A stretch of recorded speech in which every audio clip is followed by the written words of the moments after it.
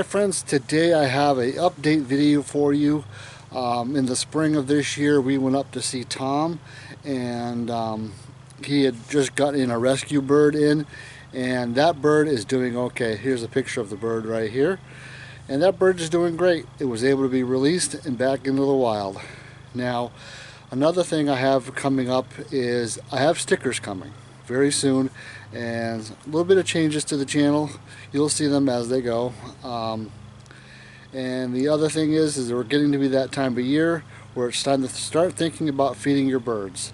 So make sure you guys take care of your birds, stay safe, and I'll see you next time.